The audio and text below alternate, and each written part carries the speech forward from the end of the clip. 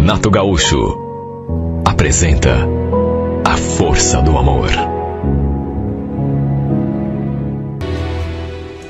Eu estava vivendo uma fase muito boa, na verdade a melhor fase de toda a minha vida, ao lado do meu marido e da nossa filha. Estava tudo correndo bem, estava tão feliz, de um jeito que eu acho que nunca tinha sido. Estávamos juntos, eu e meu marido, há 5 anos. 2 só de casamento. E nossa filhinha recém tinha completado o 1º aninho de vida. Eu não queria mais nada. Tudo que eu tinha pedido a Deus, Ele tinha me dado. Mas é aquela coisa, né? Quando a gente menos espera, de uma hora para outra, tudo muda. Meu marido trabalhava como consultor comercial e atendia clientes não só em Curitiba, mas em toda a região metropolitana e o litoral também. E aconteceu que numa dessas viagens que ele fazia trabalho, viagens rápidas, inclusive ele nunca dormia fora de casa, eis que o impensável aconteceu. Ele acabou sofrendo um acidente na estrada e ficou entre a vida e a morte. Foi um acidente feio. Eu vi fotos do carro dele, olha, ficou destruído. Foi o nosso pior momento. O começo do nosso drama. Meu marido ficou na UTI em coma durante alguns dias. Até que veio a notícia que ninguém queria ouvir. Desgraçadamente, ele teve morte cerebral. Ou seja, não havia mais nada que pudesse ser feito. Olha, eu não sei como consegui me manter em pé depois desse acontecimento. Numa decisão tomada entre mim, a família do Jefferson e os médicos, como ele sempre foi um homem saudável, resolvemos fazer a doação de alguns órgãos. Era da vontade dele, inclusive. De modo que, apesar da dor, de todo o sofrimento, chegamos à conclusão de que, como não havia nada a ser feito, pelo menos o sonho dele a gente iria realizar. De qualquer maneira, foi um período terrível, terrível. E apesar do sofrimento, foi até um consolo saber que parte do meu marido continuaria vivendo no corpo de outras pessoas. Mais do que isso, iria ajudar a salvar a vida de criaturas que a gente nem conhecia. Foi uma espécie de bálsamo para pelo menos atenuar a dor que a gente estava sentindo. Naturalmente que, depois do falecimento do meu esposo, nossa vida mudou por completo. E nem tinha como ser diferente. A Camila, coitadinha, que recém tinha completado 1º ano de vida, que, claro, não tinha cabeça para entender o que tinha acontecido, sentiu demais a falta do pai. Até porque ele sempre foi um pai tão presente, tão amoroso. Além de passar o dia todo trabalhando, ainda tinha disposição para brincar com a nossa filha, depois que chegava em casa. Fomos tentando nos conformar, seguir adiante, até porque não tinha outro remédio. Mas só eu sei o quanto foi duro. Olha, se não fosse minha filha, para me dar força, coragem, eu sinceramente não sei o que teria sido de mim. Depois da morte do meu marido, acabei voltando a morar na casa da minha mãe. Voltei também a trabalhar e aos poucos, aos trancos e barrancos, fui dando um rumo à nossa vida. Até porque ficar me lamentando não me levaria a lugar nenhum. Minha filha precisava de mim. Mais ou menos 1 ano e meio depois do falecimento do meu marido, foi que recebi aquele telefonema. Lembro que era um sábado. Eu estava em casa quando o meu celular tocou. Vi que era um número desconhecido. Aliás, o código de área não era de Curitiba. Atendi e escutei aquela voz. Boa tarde, tudo bem? Desculpe o incômodo, mas esse é o telefone da senhora Manuela? Eu confirmei. Falei que era eu mesma.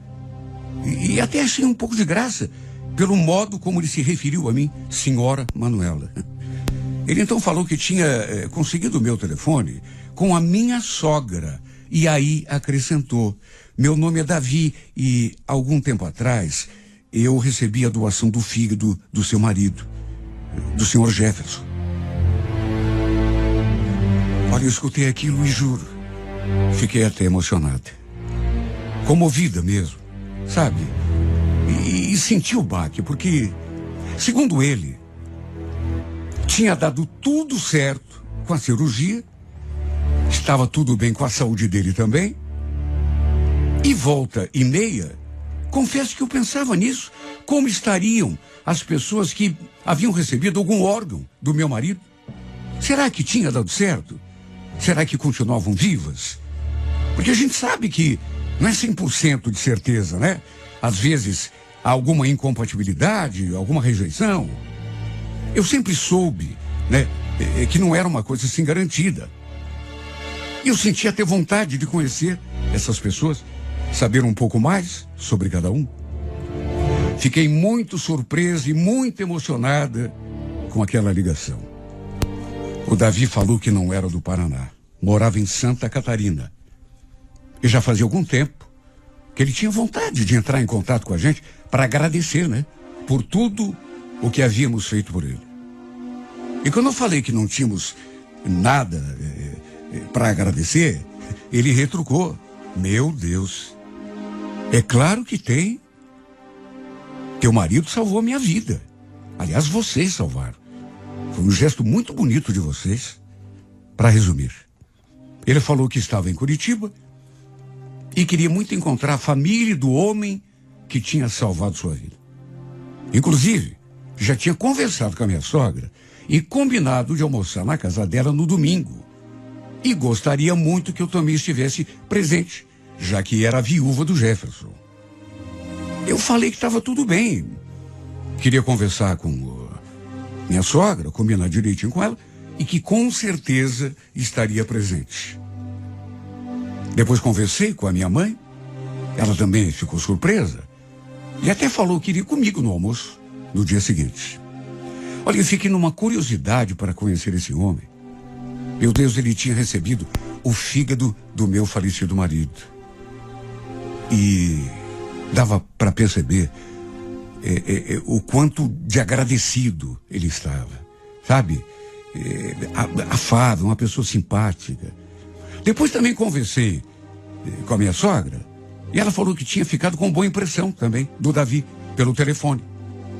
Fiquei até um pouco ansiosa. No dia seguinte, fomos eu, minha mãe e a minha filha almoçar na casa da mãe do Jefferson. E quando chegamos, o Davi já estava lá. Fomos apresentados, ele muito educado, muito simpático.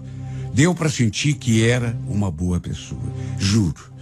Eu fiquei tão feliz por saber que o fígado do meu marido tinha sido doado justamente para ele. Ele queria agradecer, nos conhecer. Falou que as portas da sua casa também estariam sempre abertas para a gente. E se precisássemos de qualquer coisa que estivesse a seu alcance, poderíamos contar com ele. Olha, eu ainda estava naquele período de transição. Claro que já estava um pouco mais conformada, mas ainda sofria. Sentia falta do Jefferson. Mesmo assim, fiquei feliz por saber que, apesar de tudo, a morte do meu marido não tinha sido completamente em vão. Tinha sido responsável, inclusive, por salvar algumas vidas. E aquele homem que estava ali diante de mim era a prova disso. Passamos uma tarde bem agradável ali, na casa da dona Sandra. O Davi nos contou um monte de coisa sobre a sua vida, porque a gente não sabia nada, né? Era solteiro, morava com a mãe e a irmã e trabalhava na parte administrativa de um supermercado. Aliás, falou que gostaria muito que fôssemos passear um dia na casa dele, conhecer a cidade, a família. No fim, como estava de carro, ainda nos deu carona até em casa. Minha mãe, aliás, ainda fez questão que ele entrasse para tomar um café antes de pegar a estrada rumo à sua cidade. Segundo ele, era uma viagem de 4 horas. Mesmo assim, ele aceitou entrar um pouco. Ainda ficamos ali conversando durante uma meia hora. Ele falou que tinha adorado, conhecia a família toda e esperava que não perdêssemos o contato. Foi até estranho quando a gente foi se despedir, porque apesar de termos acabado de nos conhecer, ele me pareceu uma pessoa assim tão próxima. Será que o fato de ele carregar um pedaço do meu falecido marido fez com que eu me sentisse desse modo? Tanto que depois que ele se foi, a minha mãe, inclusive, comentou: nossa, que homem educado, né, filha? Ela tinha razão. Parecia ser uma pessoa com muitas qualidades. Mas acabou ficando nisso. Ele voltou para a cidade dele e eu continuei tratando da minha vida. Dali um mês e pouco, nem isso. Para minha surpresa, um dia recebi uma ligação dele. Lembro que era uma sexta-feira, eu estava no trabalho, quando o celular tocou. Eu tinha salvo o seu número quando ele me ligou daquela primeira vez, por isso, assim que tocou o telefone e eu vi o seu nome ali na tela, senti até aquele friozinho na barriga. Atendi e ele falou: Manuela, sou eu, o Davi, tudo bem? Ele estava novamente em Curitiba, me convidando para almoçar. Não tive como recusar. Ele, inclusive, fez questão de passar na saída da empresa para me apanhar de carro. Eu, sinceramente, nem imaginava que fôssemos voltar a nos ver tão cedo. Para minha surpresa, ele levou até um ursinho de pelúcia para que eu desse de presente à minha filha. E olha, não sei se foi impressão minha, mas senti alguma coisa no ar. Sei lá, o modo como ele me olhava, suas palavras. Sabe quando a pessoa demonstra, até querendo dizer alguma coisa, mas feia, sei lá, fica cheia de dedos? Eu fiquei só observando o jeito dele, tentando imaginar o que estava se passando na sua cabeça. Ele voltou a dizer que tinha adorado conhecer a gente, que a minha filha também era muito linda, elogiou também a minha mãe, disse que se ela conhecesse a mãe dele, as duas iriam se dar muito bem. Só que pelo fato de eu ter só uma hora de intervalo, nem pudemos conversar muito. Assim que me deixou na frente da empresa, lembro que ele agradeceu por eu ter aceitado o convite e ainda acrescentou: então, estou voltando amanhã à tarde para Brusque, Manuela. Mas, antes de ir, eu queria muito te ver de novo. Será que teria como a gente se encontrar amanhã? Claro, Davi, amanhã eu estou de folga. Ó, faz assim, me liga e a gente combina. Tudo bem? Ele sorriu, trocamos um abraço e eu entrei. E olha, não vou negar, fiquei pensando nele, naquela nossa conversa. À noite, depois que cheguei em casa, comentei com a minha mãe que ele tinha me ligado, que estava de novo em Curitiba e tinha me convidado para almoçar junto com ele. Nessa hora, minha mãe deu assim um sorrisinho tão maroto, sabe? E comentou: sei não, hein, filha, mas acho que esse homem está interessado em você. Capaz, mãe. Ele só está tentando ser gentil. Será? Eu reparei no jeito dele aquele dia lá na casa da Sandra. Posso estar enganada, mas sei não. Foi inevitável ficar pensativa com as coisas que a minha mãe falou. Aliás, ela não só fez aqueles comentários, como também me incentivou a me abrir para a vida.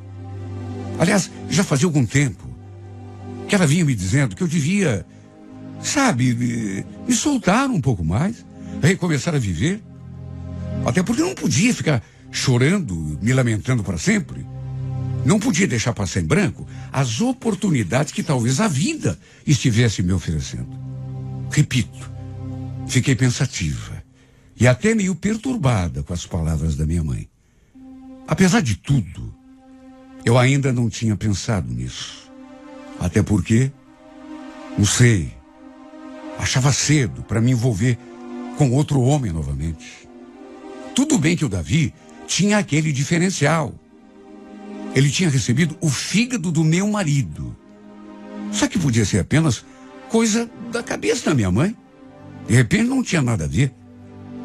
Mesmo assim, fui dormir com a minha cabeça fervilhando. Pensei também bastante no meu marido.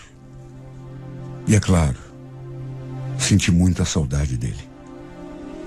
A verdade é que eu ainda o amava muito. Sentia demais a sua falta. Apesar de já fazer, nessa época, quase 2 anos, 1 ano e meio, 1 ano e 8 meses, que ele tinha partido. No dia seguinte, como tinha prometido, o Davi me ligou. Falou que ia pegar a estrada à tarde, mas que queria me ver de novo. E então combinamos um outro almoço. Ele passou em casa, deu um abraço na minha mãe e fomos a um restaurante em Santa Felicidade. Ele estava tão alinhado, sabe? Todo elegante, de terno, gravata. E foi durante o almoço que, me olhando fixamente, ele falou aquelas palavras. Manuela, eu não quero que você... Sei lá, estranho que eu vou te dizer. Mas não sei se pelo fato de eu ter recebido o fígado do teu falecido marido, mas... Não sei, eu senti uma conexão assim tão forte com você desde que eu te conheci. Na verdade, desde que a gente se falou por telefone, aquela primeira vez que eu me senti tão estranho. E depois, quando nos encontramos lá na casa da dona Sandra, sei lá, parece que alguma coisa mudou aqui dentro de mim. Eu nunca deixei de pensar em você desde que a gente se conheceu. E depois de ontem, quando a gente se viu de novo, eu tive certeza que... Certeza do quê? Manuela, por favor, eu não queria te assustar. Eu sei que tudo isso é muito recente. Faz tão pouco tempo que você perdeu o teu marido. Deve sentir muita falta dele ainda. Mas eu preciso te falar uma coisa. Aliás, se eu for embora e não te falar nada, eu acho que eu vou ter um ataque. Naquela hora, não vou negar, senti até um descompasso assim no peito. E tudo ficou mais intenso quando ele me fez aquela pergunta. Me diga, o que você diria se eu dissesse que não estou conseguindo tirar você do pensamento? Só de estar aqui agora com você que meu coração parece que vai explodir dentro do peito. Você pode até achar meio prematuro, mas... Quer saber de uma coisa? Eu acho que eu estou apaixonado por você. Olha, não é que eu tenha sido pega de surpresa. Até porque minha mãe já tinha falado aquelas coisas todas no dia anterior. Ele também, eu notava que me olhava de um jeito interessado.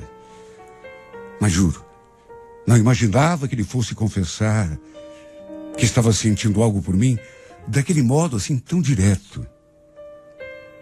Fiquei até sem palavras. Lembro que ficamos nos olhando, eu tentando disfarçar a minha perturbação, ele me encarando, com aqueles olhos assim de homem apaixonado. E como eu não falei nada, ele ainda disse aquilo. Olha, você pode ficar tranquila, viu? Eu não estou querendo avançar sinal. Eu não estou querendo te pressionar nada.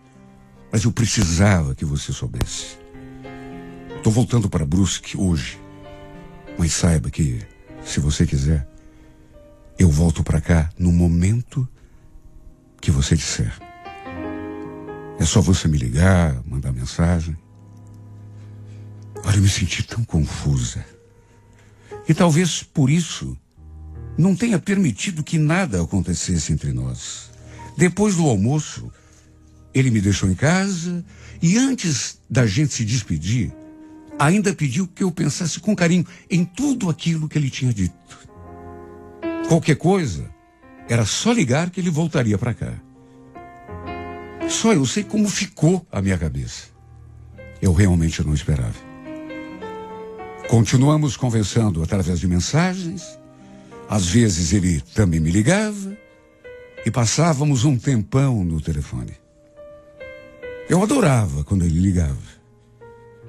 Me fazia bem conversar com ele.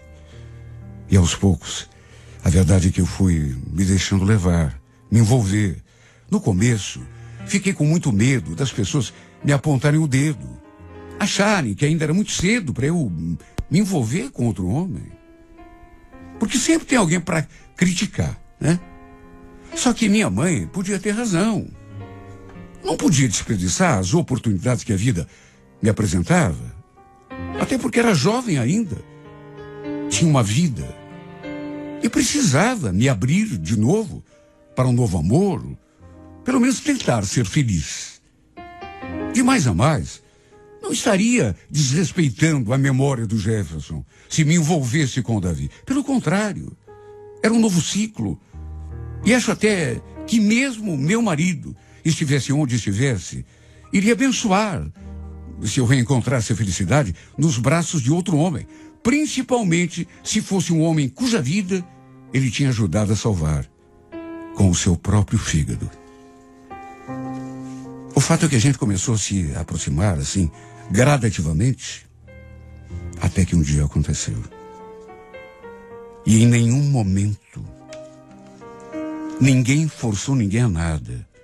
Tudo aconteceu com a maior naturalidade. Quando trocamos o nosso primeiro beijo, eu senti uma emoção que não dá nem para explicar em palavras. Mas tive a certeza de que poderia sim ser feliz novamente. Claro que sim, por que não? Só precisava me dar essa chance, me permitir pelo menos tentar. Ele passou a vir direto para Curitiba, só para me ver. E com o passar do tempo, a gente foi se envolvendo. Até que finalmente resolvemos assumir para o mundo todo que estávamos apaixonados. E tínhamos decidido viver esse sentimento em plenitude. Hoje, estamos juntos. Cada dia mais unidos e mais apaixonados. E bem aqui no meu íntimo, eu tenho essa convicção de que o Jefferson, esteja onde estiver, abençoa esse nosso relacionamento. E tenho certeza também de que isso vai ser para sempre. Quem diria que tudo isso iria acontecer na minha vida, meu Deus? Da tristeza acabou nascendo o amor. Do sofrimento brotou a flor da felicidade. Quem diria que toda aquela tragédia acabaria aproximando duas almas que estavam no mundo, perdidas uma da outra? Quem diria?